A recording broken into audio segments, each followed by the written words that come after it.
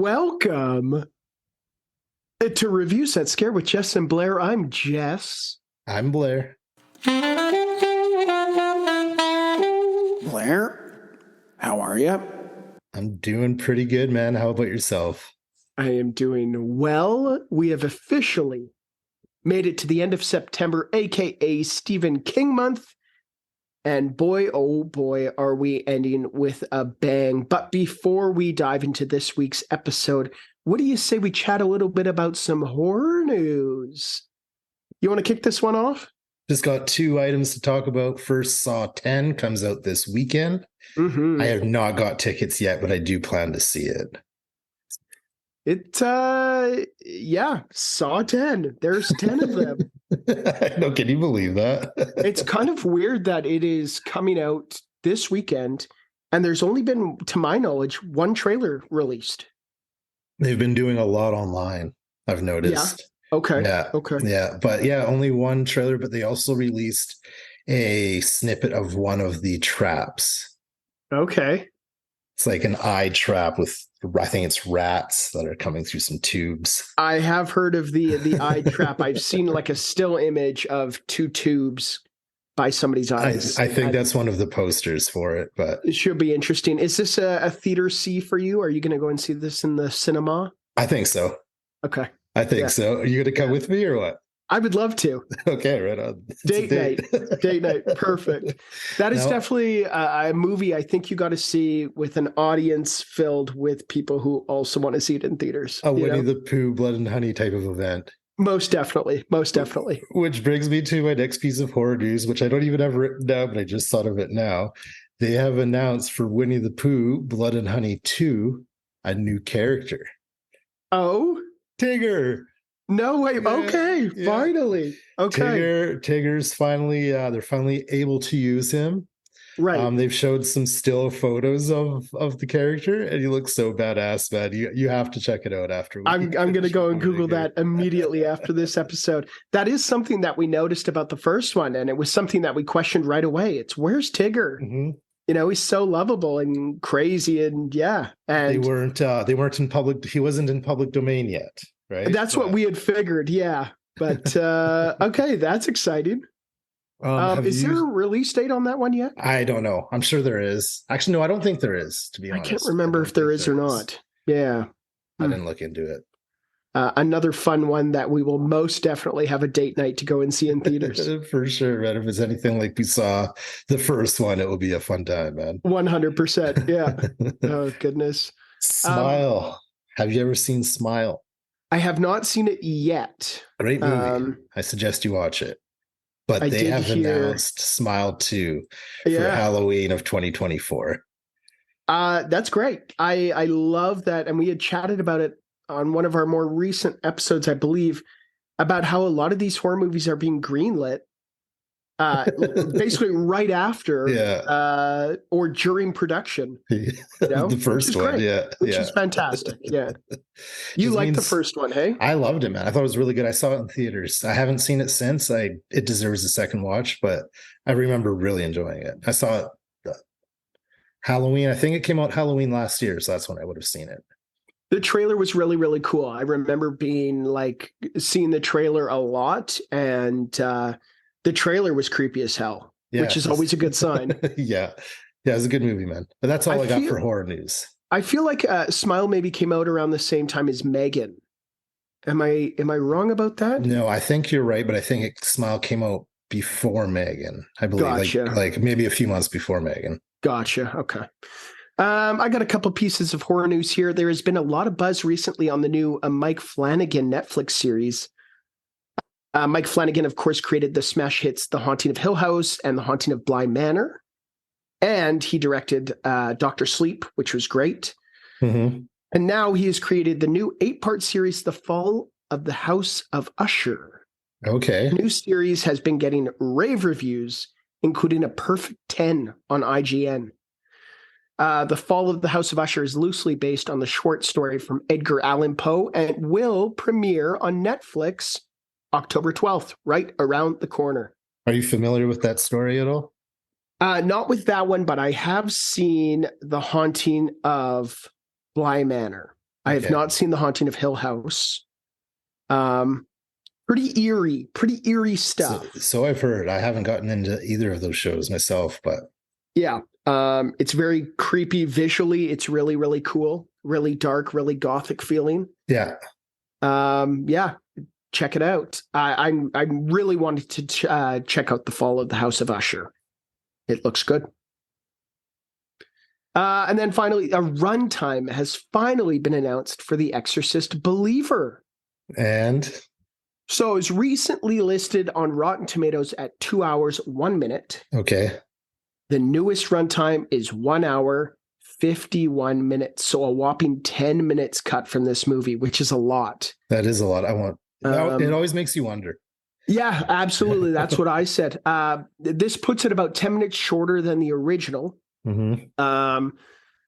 But yeah, it makes you think, what did they cut? Because 10 minutes is not, that's a whole scene right there. So The Exorcist Believer is scheduled to be released October 6th, 2023, right around the corner. We will hopefully be there opening night filled with both excitement and anxiety. I was about to Do say it's not going to be ruin another this for date us. night for us. Yeah. Absolutely. Yeah. October is going to be a fun month for sure. That's all I have for horror news. What do you say we dive into this week's episode, the last episode of September, aka Stephen King month, which is 1980's The Shining, coming in at a whopping 2 hours, 26 minutes. Blairski, initial thoughts on the runtime? You looked so happy when you announced the title. Yeah. It's a long movie. It's a long movie. It's a long Okay. I do love this movie. Don't get me wrong, but it's a long movie. It's I'll get into it in likes and dislikes, but this movie, in my opinion, gets better with age. The more I watch this movie, and I've seen this movie, I don't even know how many times. I saw it the first time on PBS when I was probably 11 or 12. Right on. I've seen it a million times since then, and every time I appreciate it more and more. But we'll talk about that later. Fun facts on this one. Blairski, you want to kick it off? I've got quite a few, man. I'm sure you do as well. Yeah. The film received 2 controversial nominations at the Razzies in 1981: Worst Director and Worst Actress. Really? Shelley Duvall, yeah. But the Shelley Duvall one was rescinded in 2022 due to Kubrick's treatment of her on set. Unreal. Right? Unbelievable. We'll get into it in likes and dislikes. We will. I thought Shelley Duvall was fantastic. But As did I. We'll get into it. Yeah. Wow. Wow. The Shining was ranked the 75th greatest film of all time in the Sight and Sound Directors Poll. And in 2018, the film was selected for the preservation in the United States National Film Registry as being culturally, historically, or aesthetically significant. Wow. So big honor. Huge honor. That's a huge honor. Although Jack Nicholson was Kubrick's first choice for the role, he was his first choice, but other actors that were considered were Robert De Niro, Robin Williams, and Harrison Ford. So to add to that, I don't know. Any of those 3? Yeah, I don't know if you added on to that, but apparently after seeing Taxi Driver with De Niro and seeing Mork and Mindy, he decided against both De Niro and Robin Williams. He thought De Niro was not psychotic enough. Okay. And Robin Williams was too psychotic. I was gonna say that I think Robin Williams would have done a good job. I feel like it would have been. I could see. I mean, I just keep thinking kind of like Cape Fear, but I could see it would be a completely different movie. I think a completely different take. It's so hard to even. Well, I was thinking like remake. Would they ever do a remake?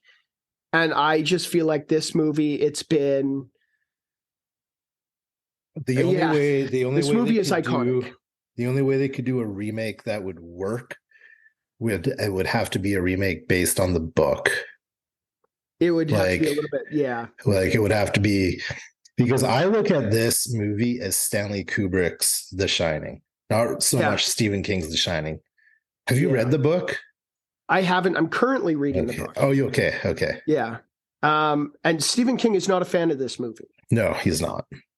There is a miniseries that came out, I believe, in the 90s, like a made-for-TV kind of It thing, Okay.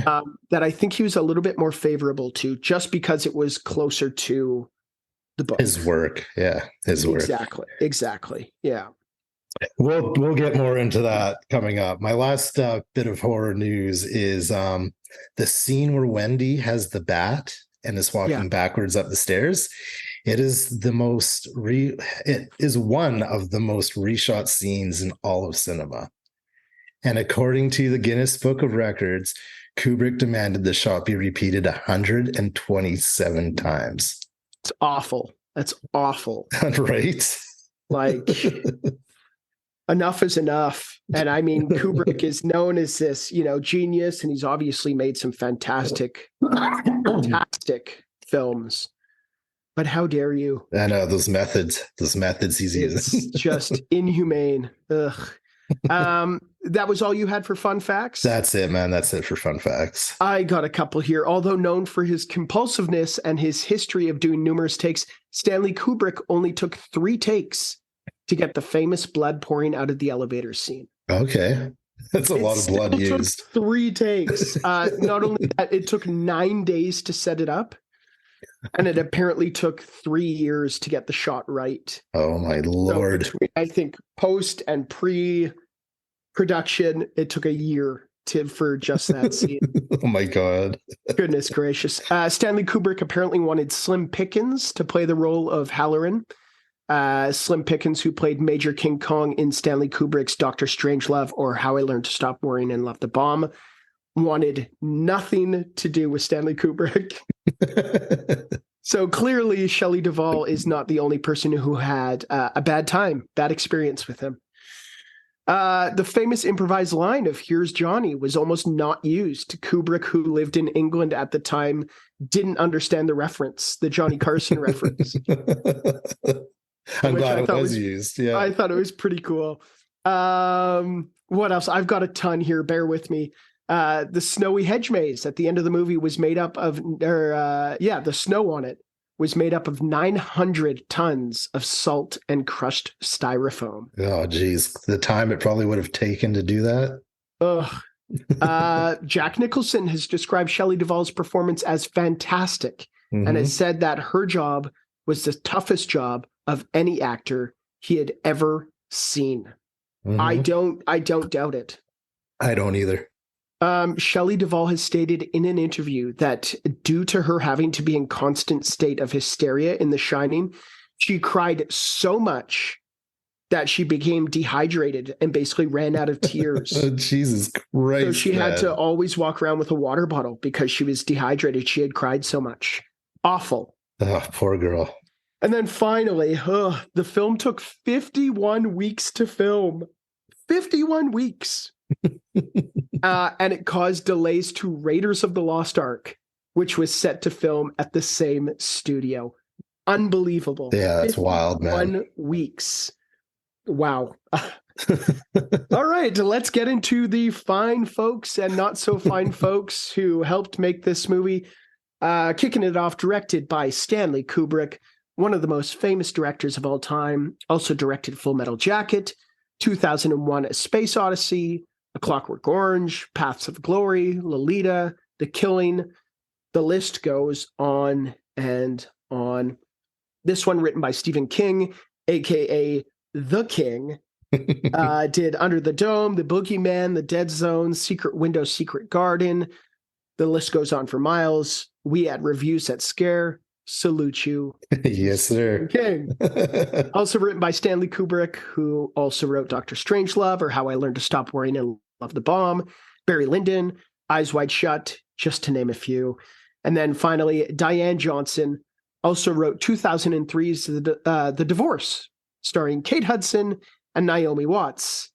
These are her only 2 film writing credits. Really? That's it? Huh. The Shining and The Divorce. 2 totally different movies. Pretty unbelievable. Yeah. They both take place in the Overlook Hotel. Starring, I'm there, a big cast, but I'm gonna only name 5 here, or 6, I guess. Jack Nicholson as Jack Torrance. Where to start with Jack Nicholson? Yeah. One of the most celebrated and loved actors of all time. Starred in such films as One Flew Over the Cuckoo's Nest, Chinatown, The Departed, As Good as It Gets, Batman, Easy Rider, The Man, The Myth, the Jack Nicholson. Shelley Duvall as Wendy Torrance, another legend, also starred in Popeye as Olive Oil, 1977's Annie Hall, 1981's Time Bandits, and maybe most famously for, I guess, people our age, in 3 episodes of Fairy Tale Theater. Hello, I'm Shelley Duvall. Really? Yeah. Also starring Danny Lloyd as Danny Torrance. Also was in 2019's Dr. Sleep as a spectator. Okay. He is a professor of biology at a community college in Kentucky now. Oh, right on. Also starring Lisa Burns and Louise Burns as Mr. Grady's daughters. Lisa is now a lawyer, and Louise is a published scientist. I think they And then make their finally- appearance at cons and shit sometimes. Man, why wouldn't you? Right? You know? And then finally, Scatman Crothers as Dick Halloran, also starred in One Flew Over the Cuckoo's Nest, Disney's The Aristocats, Twilight Zone the movie, and as the voice of Jazz in 33 episodes of the Transformers TV show. And not only that, he also won a Saturn Award for his role as Halloran in The Shining. No, right on. Pretty excellent. Alrighty, moving along, synopsis for The Shining, courtesy of our good friends at I Am a DB. A family heads to an isolated hotel for the winter, where a sinister presence influences the father into violence, while his psychic son sees horrific foreboding from both past and future. Ooh. Much better than Christine's. No, yeah. Oh, Yeah, man. much better, much better. This leads to one of our favorite segments of the show, Kill Count. Kill count. The time of the show we count the kills. Blairski, do we have a kill count for this one? We're just counting 2 kills for this movie. We're not going Sure. to count. We're not going to count the everything that happened inside the hotel It gets a beforehand. little muddy. Yeah, it's kind of past, present. What numbers are we counting here? Yeah, exactly. So we're going with 2. 2 Awesome. for The Shining. Yeah. Okay. Well, that leads us to likes and dislikes. The portion of the show where we discuss what we liked, what we didn't like, and everything in between. Did you want to talk about those 2 kills? Yeah, well, one was very sudden. Yeah. Yeah. The poor guy comes to save the day. Yeah. He just shows up and dies. And it's a really great death, obviously. Dick Halloran, and you know that Jack Torrance is hiding. You know that he's going to kill this man. You're just waiting for it to happen. And then it's so alarming, and it's a close-up, and then the sound is so loud, and it's pretty intense. And then the second one to me it's almost a little comical, just the way Jack's face looks, completely frozen in the maze somewhere, right? Yeah. You could only imagine. But I love it. The Simpsons do a really good parody of The Shining called The Shinning. Oh, man. So we watched that after watching The Shining last night. Yeah. We watched that episode. I just love the final scene of that episode where the family is all frozen, but they're watching the TV, but they're so frozen they can't change the channel. Yeah. Bart's Yeah. asking Homer to change the channel. Yeah. What did you think about the intro in this one? I have that written down. I loved a lot of the shots in this movie, especially the intro. Yeah. I love the intro shots. I also love the shots when Danny's riding his tricycle through the hallway. Yeah. How it's kind of the camera's just following them through the halls. I really like that. There's so many shots where I feel where it's following, and then it comes to a screeching halt. Yeah. Or you're just waiting for something to appear. The hotel is so big. So he's riding his tricycle, and then all of a sudden he takes a corner and bam, They're the girls, The the Grady twins. daughters. Yeah, exactly. The Grady daughters. I love the intro. I thought with the Torrance family driving through the mountains, it's fantastic. It's iconic. But what makes the intro and what makes a lot of this movie is the music. Mm-hmm. It is so chilling and so haunting and so full of dread.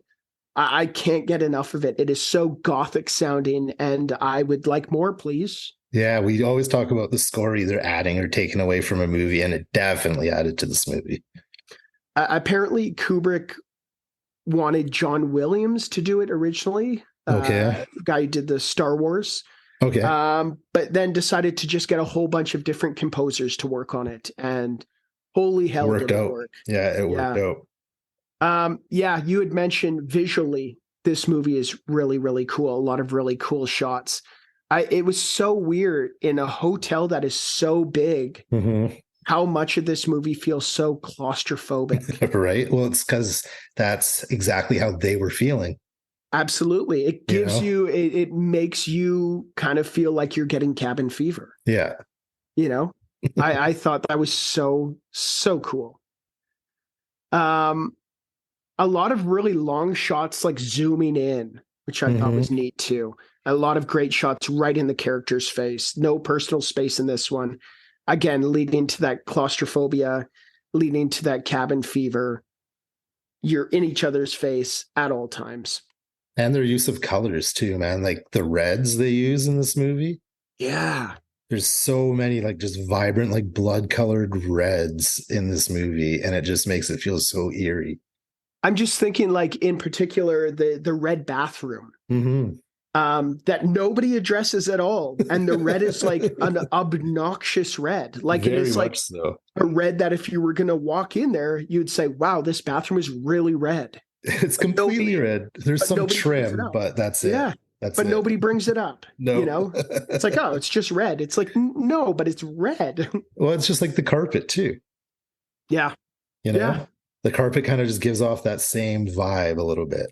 Yeah. Not even the carpet in the hallways, the carpet in the room. There's design wise, it's the hotel is really, really interesting. And it's almost like it's a character itself. Yeah. It has so much personality. Not only the inside of the house or the hotel, but also the grounds and the hedge maze, which of course plays such a pivotal role in the movie. Yeah. What else did you like about this one? Well, we got to talk about the acting, man. Yes, please. All right. So Jack and Wendy were great. Yeah. Some of the best acting I've ever seen. I felt like as the movie went on, they got better. It's like they started investing more and more into their characters as the movie went on. Loved it. Loved it. I don't know why Shelley Duvall got nominated for a Razzie at all. I don't get that. I thought she was excellent, but yeah, I thought Jack Nicholson, I felt like the first couple times I watched this, his performance felt a little bit over the top. But the more times I watch this movie, it just seems so much more grounded to me. And it's like his character is just losing his mind. Have you seen those video clips of him pumping himself up and getting psyched? It's terrifying. Right? I think we've talked about it before, the scene right before he's about to cut through that second door with the axe. And he's just like, it's terrifying. Like, get out of his way. He's like smacking himself in the head. He is fucking psyching himself up. Yeah. Shelley Duvall dealt with so much shit during the making of this movie, which is tragic, but holy hell was she great. Yeah, she really was. We had mentioned that I know Stephen King wasn't overly happy with her performance. I think he had mentioned that it was just like a lot of crying. She was fantastic. So two scenes in particular I'm thinking of: the baseball bat scene and then the scene with Jack Nicholson chopping through the door. Oh man, she looks so terrified. You feel so bad for her when you're watching that movie. The terror, like you said, she looks so terrified. The terror that she portrays is second to none. I've never seen a movie where somebody has seemed that genuinely scared that her husband is going to kill them right then and there, and potentially in front of their child. I read an interview from Kubrick that he said that she wasn't acting like she was scared. She literally was scared. And I'm wondering if he had something to do with that. Yeah. I'm thinking he did. She seems so trapped Mhm. in, and that's not like a bad thing. I don't think her character seems so trapped physically in the hotel, but also I think mentally. She was trapped mentally in that relationship with Jack, and she was so good in this movie. And yeah, she deserves the praise for this movie. She was believable and brilliant, and yeah. Also, Danny Lloyd as Mhm. Danny Torrance was great. Mhm. I don't think He he really was was. and I don't think he was aware during the filming of that he was making it like a scary movie. He was just No, a kid. I think he was Um, told they were making a drama. yeah, Yeah. but anytime like there was a close up on his face, or anytime the Shining kicks in, or of course the famous red rum scene, like this kid kills it. Yeah. Yeah. It's crazy that he didn't go on to continue acting. Yeah, I honestly, yeah. Well, this and then uh, Doctor Sleep. I think Yeah. And that that was was just as a cameo a appearance. cameo, Yeah. exactly. Yeah, and then Scatman Crothers was fantastic. He brought just like his character had so much warmth and caring in his Mhm. character, Mhm. especially that scene with him and Danny having ice cream, Talking where about The he was just Shining. and he was kind of talking to him like he wasn't, I don't think, overly babying him, but he Yeah. was like, this kid, I think it was his grandmother who had The Shining as well. Mhm. And he's like, I had that with her, but this kid's got nobody. So, like, I'm going to be what my grandmother was to me, to this kid, which was really, really sweet. It was unfortunate, even from the beginning, before they even got to the hotel, it felt like a broken family. Like Jack and Wendy's relationship, the chemistry was just off from the beginning, from the second they were in the car on their way up there. Yeah. And they try and make it as clear as possible in a 2 hour and 20-minute movie. Yeah. In the book, it's a little bit more detailed, as obviously Jack has had a Alcoholic past. alcoholic past. Mhm. He's hurt Danny physically Mhm. before. So it's like you can see that this is a family. It's not only like, oh, he needs to take this job to get a job. It's like this is maybe like a fresh start for them. Yeah. And it's maybe the worst possible thing that they could do. Definitely at the worst place they could possibly go. Yeah. I love all of the Shining flashbacks that Danny gets. So Mhm. basically, like any scene with Danny and the Grady daughters um, are great. And it's like those are the scenes really that when I think of The Shining, I obviously think of the baseball bat scene. I think of the axe chopping down the door scene, and I think of Come Play With Us, Danny. I also think of the bathroom scene. The bathroom scene, of course. Yeah. Can we That talk about that scene's bathroom scene and it's like so especially frightening, man. the makeup Yeah. in that scene? Yeah. How cool was that, hey? It's so gross, but like it is awesome. But like, oh man, it's just gross. Yeah, I put beyond gross, so incredibly cool. It's exactly what it is, man. Oh goodness. What else did you like about this one? Oh, let's see what I've got here. Well, pretty much everything, man. Like, I don't know. I like this movie. This is one of my favorite movies. I wanna mention a few more things here, Yeah, if you don't please do. mind. Um, I love the random days of the week title cards, Yes, or I like like that too. the time of the day or whatever that pops up. It means nothing to us as No, the viewer. no. The timeline means nothing. It doesn't move the story forward. It's irrelevant to us. But I think to the characters, especially Jack in particular, maybe only Jack, it means everything to him. Hmm. He knows like exactly what time it is, of what day, of what week, of what month. This guy's got nothing but time on his side.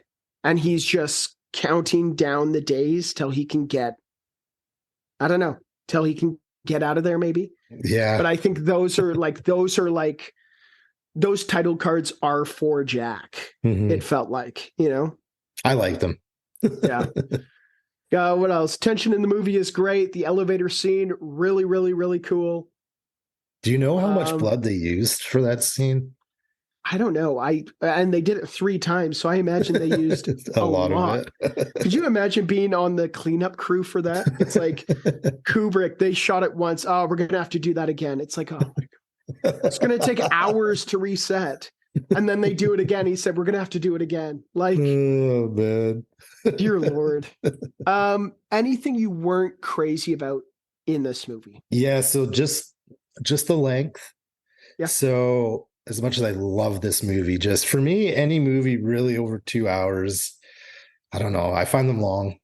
I hear I'm you. not going to complain about it too much, but the last thing I'm just going to talk about, it's not the fact I didn't like it, but it is to me, after just reading the book like a year ago, they are two totally different Yeah. things. So as I said earlier, I look at this as Stanley Kubrick's movie, The Shining, Right. The Shining. right? Right. Based off Stephen King's Loosely book. based. Yeah. And then, yeah, it would be interesting to see if someone did almost exact as the book. The book has it has a whole backstory behind it. Wendy's a much stronger person. There's like Yeah. edge monsters. Yeah. It's like, is there not like a dog or like a human-sized dog or like, Yeah, there's like giant animals, but like and they reference it in the movie where it's like there's a person in a dog costume right at the end, but it's like that's irrelevant if you're not going to bring it up earlier in the movie of like what that is, because it's like if you don't, it's just like, what the hell is this? yeah, it's just when Shelley Duvall just kind of catches a glimpse of them in the bedroom. Yeah, but it's like they don't address it before, they don't address it after. It's just like Stanley Kubrick being weird.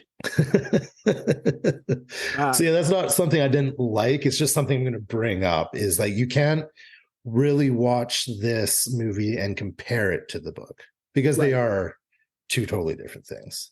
Right. Sweet. I think that's it for likes and dislikes. What do you say we move right along to our next segment here? Lessons we learned from watching 1980s The Shining. Lessons we learned from watching. Insert title of movie here. The segment of the show where we talk about the valuable life lessons we learned from watching said movie. Blairski, did you learn anything from watching 1980s The Shining? All I learned in this film is that all work and no play makes Jack a dull boy. Excellent. I know you have a list, brother, but yeah. I've got a few on here. That's a good one, though. I do not have that one. I have cabin fever is a claustrophobic reaction which can occur when people are shut in together over long periods of time. Also famously portrayed in a song and dance routine in The Muppets Treasure Island. It's a great scene. It's a great movie. Yeah. Autohypnosis is a self-induced trance. Next, I have dried prunes. You got to keep regular if you want to keep happy. Words of wisdom from Mr. Halloran. Yes, sir. More words of wisdom from Mr. Halloran. Some places are like people. Some shine and some don't. Mm-hmm. And then finally, memorize a hedge maze whenever possible. You never know when you might be chased through one by your crazed axe-wielding father, and you need to know the quickest way in and out. That's a really good one, man. I was trying to think of something to do with the hedge maze. Yeah. This leads to our next segment. Some might say it's our favorite, Line of the Night. Line of the night. Line of the night. Line of the night. Line of the night. Line of the night. Line of the night. Line of the night. Line of the night. Line of the night. The segment of the show where we discuss our favorite lines from the movie. They might give us chills, they might give us the giggles. All we know is that they are our favorites. Blairski, want to kick it off? I know you have another list for this, so I got one line of the night, and that's Cool. Here's Johnny. Oh, it's so good. Not even just that, but the entire scene. He even references like the 3 little pigs, and oh Yeah. man, it's so good. Little It's so pigs, good. little pigs. Yeah. I Yeah. do have a list. This might be the biggest list I have. Bear with me. They're I'm ready great. for it. Yeah. Danny, to kick it off, when Jack is telling him about the Donner Party, says, "Don't worry, Mom. I know all about cannibalism. I saw it on TV." Yeah. The next I have is from Danny and Wendy. When they are racing to the entrance of the hedge maze, they both say, "Loser has to keep America clean." Of course, I have from the Grady daughters, "Come play with us, Danny." What else I got here? Jack, when asked by Danny if he likes the hotel, Jack says, "I wish we could stay here forever and ever." He's already lost it at that point. Already, that is a very eerie scene. Yeah. Lloyd the bartender says, "Your money is no good here. Orders from the house." Of course, we have Danny, "Red rum, red rum, red rum." I've got that deckled on my car. Yep. And then I have Tony / Danny. This is my favorite line. This is a line that I use almost weekly. Okay. "Danny's not here, Yeah. Mrs. Torrance." You do. Oh, goodness. And then I got a couple here from Jack to Wendy. "I'm not going to hurt you. I'm just going to bash your brains in." So fucked up. And then I also said, "Here's Johnny," but the first door he chops through, he says, "Wendy, I'm home." So many good lines in this one. I could go on and on and on. But instead of doing that, what do you say we jump into our favorite segment of the night, Celebrity Lookalike Time? Celebrity lookalike time. The time of the show where we take a look at the cast and discuss their celebrity doppelgangers. Spoiler alert, it usually comes down to the character's hairstyle. Blairski, what do you have for celebrity lookalike time? I've got two. The first is Stuart Allman, who is the hotel manager, the guy that gives Jack the interview. He Yeah. reminded me a lot of Fred Willard. Okay, yeah. He's in How High, Best in Show, Everyone Loves Raymond, Acre. Yeah. Very Yeah. funny guy. So he reminded me a lot of him. I think a lot had to do with the hair. Sure. And finally, Danny Torrance reminded me of a young Taryn Noah Smith, who played the youngest of the kids, Mark, in Home Improvement. Oh, yeah. Oh, God. Again, it's for sure the hair. Without a doubt. Fun fact about him, he now works for Elon Musk after creating some sort of vegan cheese. I don't know what vegan cheese and Elon Musk have in common, but Well, they're using the vegan cheese as jet fuel to get the for SpaceX. the SpaceX up to Mars. Everyone knows vegan cheese is the way to go. Goodness. I've got one celebrity lookalike. It's maybe a bit of a stretch. Shelley Duvall towards the end of the movie. It's mostly the hair. Reminded me a lot of Winona Ryder in Beetlejuice. Yeah, I could see that. Yeah. This leads to our final rating for 1980's The Shining. Blairski, out of 5 elevators filled to the brim with what appears to be Hawaiian punch. What do you give The Shining? I'm giving The Shining 4.5 elevators filled to the brim with what appears to be Hawaiian punch out of 5. Excellent rating. Excellent indeed. I'm going to give it an astonishing 5 elevators filled to the brim with what appears to be Hawaiian punch out of 5. I am someone who complains all the time about the length of movies. This one could have been longer for me. I love it. Loved it. Have you ever seen Dr. Sleep? I have. I've only ever seen it once. Great movie. I really like Dr. Sleep as well. It's great. I'm actually in the middle of reading that book. Okay.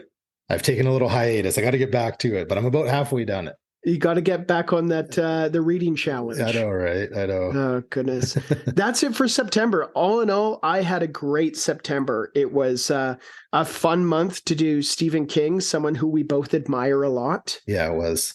And it was kind of cool that we did, I think, 2 movies that he really liked and 2 movies that he thought were a bit shit.